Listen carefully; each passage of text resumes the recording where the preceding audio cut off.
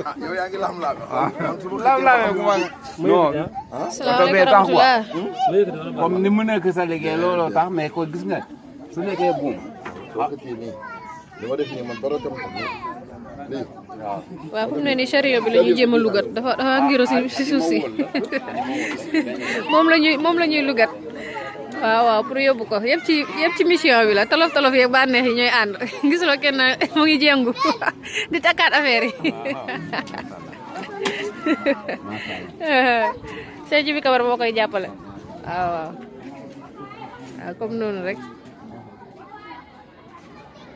ñoom Mor Ndiaye dañoo puus a puus ba ñax macha allah ak sama ñoom tons ñoom sama ñoom tons tey dañoo puus a yow ba seen añ bi rees macha allah Cheikh Tahir ñëw macha allah ànd see otoom pour puus oustaz moom it si daara ji la bokk Cheikh Tahir macha allah waaw moom it si daara ji la bokk waaw fu affaire yi ngiroo rek day ñëw macha allah defar xëcc affaire yi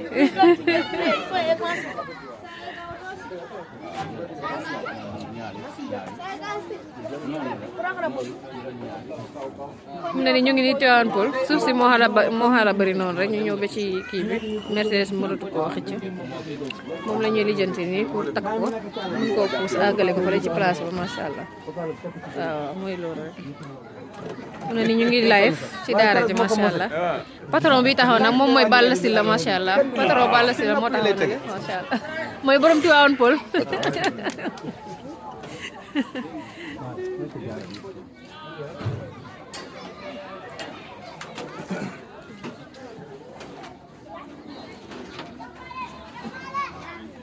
Papa Mbaye borom daaru nanji gi macha allah daaru nanji gi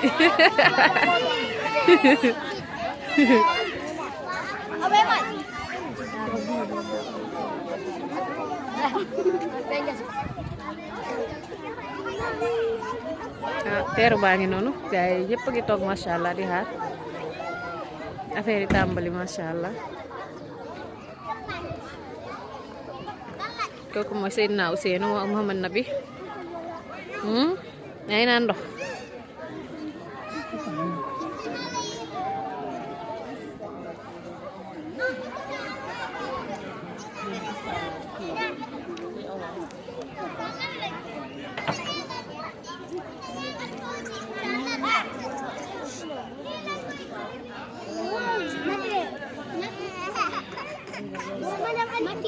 salaamaaleykum wa rahmatulah. Mama Fat Konaté. waaw teewaay bi rafet na macha allah. macha allah ma bàyyi la borom bés bi présenté boppam. asalaamaaleykum wa rahmatulah. waaw. daara Kendal yàlla maa leen di nuyu di leen ziar bu baax di kontaan nag. macha allah yaa yooyee kan nag. waaye soxna Mariam Faye. Mariam Faye macha allah. kontaan naa bu baax instant damaa kontaan ba mënuma sax waaye. waaw sant yàlla rek macha allah dafa ñëw. wallaay ndeysaan gis na ko macha allah. gis nga sant yàlla rek. teero gi tamit rafet na macha allah. macha allah samay dëkkandoo la macha allah ñu baax lañu wax dëgg yàlla. ñëw teeru oustaz rek. macha allah kon ñeemandi fii ba ci kanam ba affaire bi commencé.